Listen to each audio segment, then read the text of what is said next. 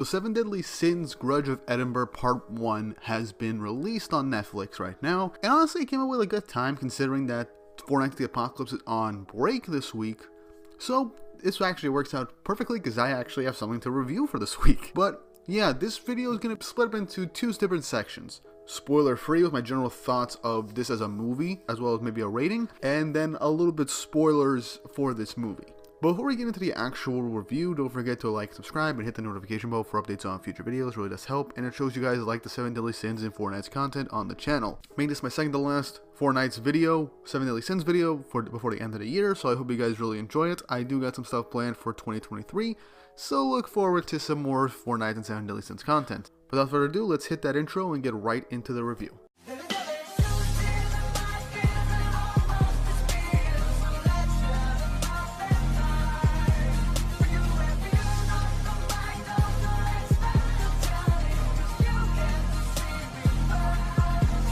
So first off, I gotta start with some negatives for the movie before we get into the stuff that I actually really liked about the movie. But first is one of the obvious ones, and that is actually the runtime. This movie is literally 50 minutes long. This doesn't really qualify as a movie, more like a special. And I can kind of see now that even though that it was 50 minutes, the pacing was actually relatively good, and it ended off on a pretty high note, setting up for the next part. Originally I was thinking 2-part movies, not a bad idea, but seeing the actual length, it's very possible that if the part 2 that comes out sometime next year is going to be the same length, they probably should just made it one whole movie in general. But either way, length time, it's just more of a confusing thing. It should have just condensed everything into one single movie just to make the runtime seem more natural, but that's not really the main issue. The elephant in the room is honestly the animation. When we got the first teaser and then the next trailer for the 7 Deadly Sins movie, Grudge of Edinburgh, it had 3D CGI, and everybody was upset about it. I was also upset that it was 3D CG, but I stayed positive, being the fact that it could potentially be good. Now, this is more mixed than good or bad. For some characters, the 3D does not work too well, primarily Elizabeth. She just does not look good in 3D, unfortunately. She really just does not, and it doesn't do her any favors. Some other characters transition to 3D relatively well, but some of the models seem kind of wonky, especially in the regular setting where characters are just walking around. Because it does feel like they're not being super consistent in terms of some of their movements. And the lip flaps don't really fully match. Then again, I watched this in the dub, so I can actually pay attention to the animation. But overall, I have to say, the animation is kind of hit or miss at times. But if I have to give it one form of credit, I have to say that the animation of this movie does Meliodas a lot of favors because it actually really does show his facial expressions relatively fluidly. I mean, this could just be me, and everyone else could just hate it, but I don't really mind it all too much. The models, I kind of grew to like some of them. Again, like I said, the models for some characters are not good in 3D, some are not. But it's like I said, it's hit or miss. But the one thing this movie does relatively well, at least 90% of the time, is the action. Primarily towards the end of the movie and at the very beginning where we have the big action scenes. And this is where I have to compliment the movie because they actually put a lot of effort into the animation for the fight scenes, which I'm thankful for. Because here's the thing, the fight scenes in this movie better than the last 2 seasons of the 7 Deadly Sins anime, which is saying a lot considering how bad the animation was for those last 2 seasons and how inconsistent and off-model a lot of stuff was. But in this movie, honestly, don't mind it all too much, and the action scenes were pretty damn well. Lastly, the characters. We focus a lot on Tristan and his whole journey in this movie, and as someone who's read Four Knights of the Apocalypse, and this year was basically had a lot to do with Tristan, had a lot of Tristan doing what he does in the manga. Seeing Tristan be the lead in this movie, honestly, I enjoyed it a lot. And we do get to see his own character struggles and something that he's probably going to have to overcome towards the end of the film, and leads up to some of the stuff we see in the Four Knights of the Apocalypse. So, as someone who's a Four Knights fan, there's a lot of stuff that happens in this movie and I'm like, oh, so this is what's going to lead up to this. This was something really interesting. This stuff happens a lot earlier than I anticipated. So on and so forth. So if you're a Four Knights fan, if you've read Four Knights before watching this movie, then you're really going to enjoy a lot of the Easter eggs and stuff that's just like, huh, this is really going to come back into play in Four Knights, and I'm surprised that this is so early on. Though, while Tristan, in terms of actual, combat, looks really good, Some of the attacks are kind of slow in 3D for some reason, yeah, like I said, the 3D CGI I'm more mixed on than just outright appalled by it, because there are moments that just look relatively good or just kind of wonky. The villain in this movie, we don't really get much out of him because it's part 1 and he's basically going to come in next week, but we all know it's Death Pierce, so yeah, it's going to come into play a little later on in the movie for part 2, so not too much is going on there. Then we will get some nice bit of like lore in between the times between the end of 7 Deadly Sins and now, with some hinting about that stuff, which I relatively enjoy and I'll get into in the spoiler-free section. The music in this movie was done relatively well. I liked everything, and just the very start of the movie, we got the classic theme from the original 7 Deadly Sins anime that starts every episode, and I just had the biggest smile on my face because I just got so nostalgic for the anime, and it just felt so nice to listen to some of the original soundtrack from the very beginning. But yeah, before I cap off this video, while the characterization and the characters in the movie are actually relatively well done, especially since it's only part 1 of a 2-parter, I do have to say I wish we saw more of the Sins, because the Sins we see the most of are Meliodas, Elizabeth, and Gother. The other members of the Sins, they only have like 2 minutes of screen time each, or altogether. They don't really have too much screen time in this movie right now because it's part 1, so I assume they're going to have a role to play in part 2.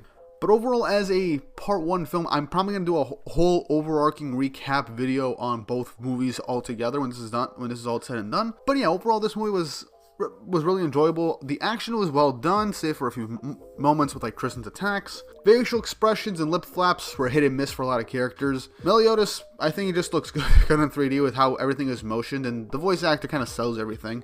Overall, I give this like a 7 out of 10. Because while, like I said, the 3D CG is actually kind of jarring at times, it's done well in the moments that matter for the most part, and the story doesn't really progress all too much, but it leaves enough for you to want more, and gives a lot for Four Knights fans as well. But yeah, if you could tell, I haven't done like an actual like movie review at all for like a long time, so I'm kind of rusty on this. But let's get into the spoiler portion of this video, and I'll make sure not to make this too long. So spoilers if you haven't gone to see the movie yet. Ready? Go. So the movie basically has the main storyline of Elizabeth being cursed, and the one who placed it is this weird creature thing from Edinburgh under Death Pierce's control, and Death Pierce just wants to make Meliodas suffer. That's the baseline of what's going on with Elizabeth. So Tristan, trying to heal her and realizing he can't, manages to sense the person who did so, and he heads in that direction. Meanwhile, there are fairies and giants that have just been getting kidnapped all throughout Britannia, and they seem to all be going to Edinburgh. We see this one fairy who we end up finding out is honestly Lancelot, because if you're at Four Knights, it's kind of obvious with the scar, with his base outfit that we see. Plus, the movie opens up with a Tristan and Lancelot fight from when they were kids, which was just really nice and wholesome just to see those two sparring.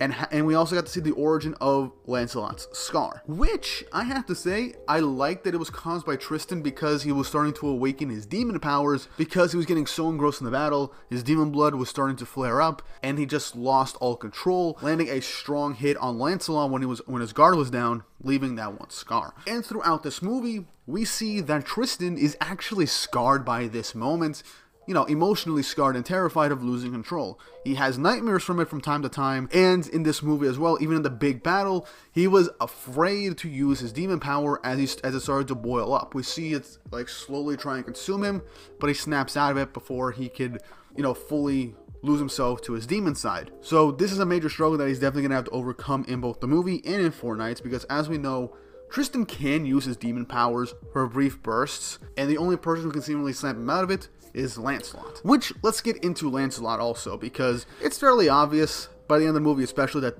Lancelot and Tristan are the leads in this movie, which I could not be more happy about, because if you've been watching my videos, Lancelot is my favorite character in all the 7 Deadly Sins Four Knights of the Apocalypse right now.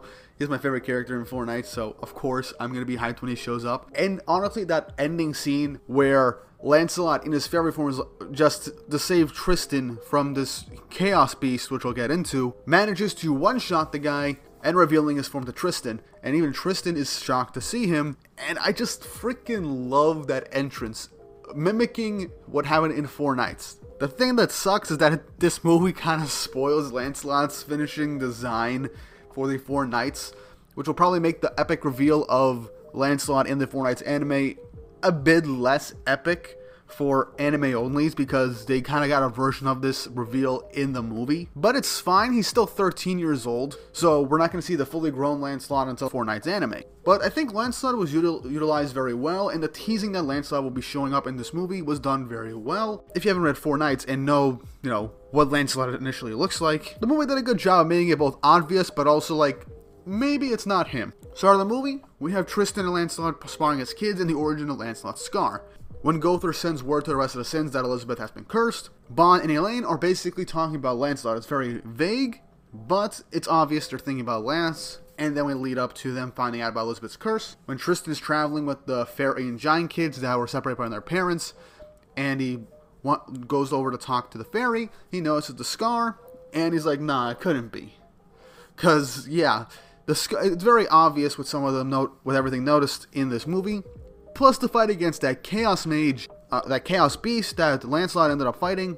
He managed to get a clean hit on it, and it's very obvious that he kind of sensed this monster in an area where he wasn't supposed to see or hear anything. So, also teasing the fact that he could read hearts.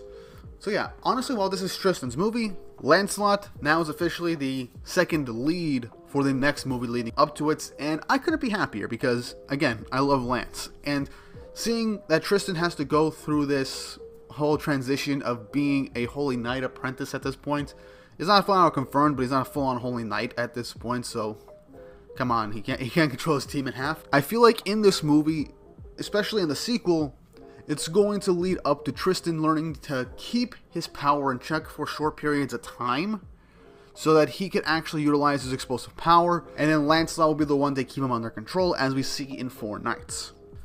But yeah, while this story in the movie is relatively short and simple, it does a lot to building up more character for Tristan. He is the lead of this movie, and I thoroughly enjoy seeing him in action, and the fact that he is using full counter is honestly something that I want to see in Four Knights, because he hasn't used full counter at all. There might be a reason for it, but it's really nice to see that Tristan in 3 years time will be more or less a fully fledged Holy Knight. But right now he's basically like, I think 12 or 13 years old, and he's clumsy. He tries to make an entrance to save everybody from what he believes is a situation that is very bad. He almost lands flat on his face. He's very embarrassed. He can't get the timing right for full counter since the attacks are coming in all different directions. He tries to give a whole Holy Knight speech and then gets attacked out of it. It's very hilarious to see Tristan kind of full of himself, considering himself a fully fledged Holy Knight, even though he's technically not, and just either failing or being just clumsy all in all, but still being a relatively good fighter. Because he did fight off a bunch of these empty monsters with Lance in his fairy form, which is really cool. But the thing I want to talk about most, aside from Death Pierce's section, which we see a brief glimpse of, King and Diane actually have more than one kid. I mean, come on, the brief instance that we get in the Fairy King's Forest where we see Diane showing up, she is looking for her kids. So, she and King have more than one kid, and it seems that they tried to, like, rebel. They're kind of like in the rebellious phase from what I can tell, because apparently they're skipping out on breakfast from what she says. So that's kind of funny, and I do honestly really like it. It's a nice piece of dialogue, so maybe we'll get to see King of the Ants' kids at some point in the story. Maybe the next arc of Four Knights. Or who knows, maybe we'll get a glimpse of them in the second part of Grudge of Edinburgh for all we know. But lastly, I want to talk about Death Pierce, which, not the deepest villain, but he's obviously in this for revenge after what happened with Denzel for being betrayed by Ludociel and losing his comrades. There's a lot to go into with Death Pierce, but it's all surface level stuff that we kind of figured from the end of Seven Deadly Sins, and not much else. I do like that he rebuilt his kingdom like he said, but because he wouldn't cooperate with anyone else outside of humans, everybody left him, and he's a kingdom of himself alone. But I like that he now has a Chaos Staff, meaning that he is allied with King Arthur, and has been given some power of chaos, which we see him use to basically merge the demons, fairies, and giants into amalgamated chaos monsters, which leads into the climax of the film and the final fight, but everything else will be leading up to the part 2. The priest that he has with him, I'm curious to see what their story is about. Might get more detail and honestly character depth for them in part 2 maybe, but there's not too much aside from this guy is helping Death Pierce and Cursed Elizabeth. Nothing else to go off of. And I feel like Death Pierce himself can be expanded on in part 2, but yeah, not too much else. I honestly theorized a long time ago that Death Pierce was allied with King Arthur due to them simply having the same ideals now. So maybe Arthur ended up getting the same thoughts as Death Pierce and they ended up allying with him, or maybe something else is going on. Either way, the story in this movie is not bad. Death Pierce can be expanded on in the next part.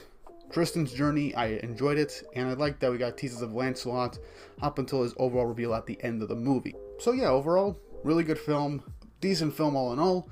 7 out of 10 like I said before. The animation could use some work, the CG is honestly kind of wonky a lot of the time, but a lot of effort is put into the action scenes and with some of the character expressions, so I can forgive that. Voice acting top notch, and the story is relatively decently paced, and I like that it's building upon everything from the 7 Deadly Sins, and is building up to 4 Nights.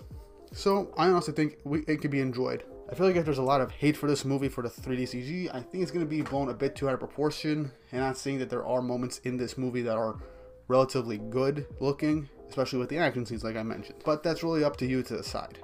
Overall, I personally enjoyed this movie. I give it a 7 out of 10. It's not the greatest thing in the world, but it's not bad either. It's a pretty decent film all in all, and the animation style is not enough to fully destroy this movie. But what did you guys think of this film? Leave your thoughts and opinions down in the comment section down below, and what is going to happen in part 2. Let me know, and I'll talk to you guys in the comments as well. But with all that said and done, hope you enjoyed the video. Don't forget to like, subscribe, and hit the notification bell for updates on more content for 7 Deadly Sins and 4 Nights. And I look forward to coming back here with part 2 of Grudge of Edinburgh whenever that gets released. So with all that said and done, I hope you guys enjoyed, and I hope you all have an awesome day.